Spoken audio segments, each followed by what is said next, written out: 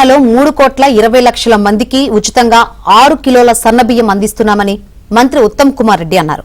అర్హులైన ప్రతి ఒక్కరికి కొత్త రేషన్ కార్డులు ఇచ్చామన్నారు. హుజూర్ నగర్ లో మంత్రి ఉత్తమ్ కుమార్ రెడ్డి స్థానిక ప్రజలతో కలిసి మార్నింగ్ వాక్ నిర్వహించారు. ఈ సందర్భంగా ప్రజలతో మమేకమై ప్రభుత్వ సంక్షేమ పథకాలపై మంత్రి వివరించారు.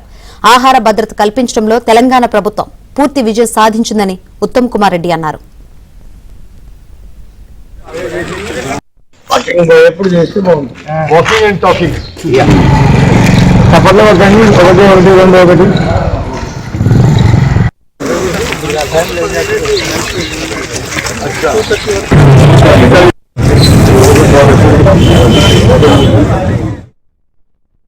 గ్రామాభివృద్ధికి పనులు చేయగలిగితే వాళ్ళని ఎన్నుకోండి. చాలా చైతన్యవంతులు ఇప్పుడు ఓటర్లు. మరి ఈ ప్రభుత్వం మరో 3 ఏళ్ళు ఉంటుంది. వచ్చేసారి కూడా కాంగ్రెస్ ప్రభుత్వం తప్పనిసరిగా తెలంగాణలో ఏర్పడుతుందని చెప్పి మా నమ్మకం, మా విశ్వాసం. ఆ దిశలో మేము పోతున్నామని చెప్పి కూడా చాలా స్పష్టంగా ఉంది. మారుమూల పండగ పిల్లలు తినే అన్నం కానీ, మరి ఎస్సీ కాలనీలో కానీ, మా ఇంట్లో కానీ ఒకే టైప్ భోజనం ఏర్పాటు చేయవలసి దేశ చరిత్రలోనే ఒక గొప్ప విషయం.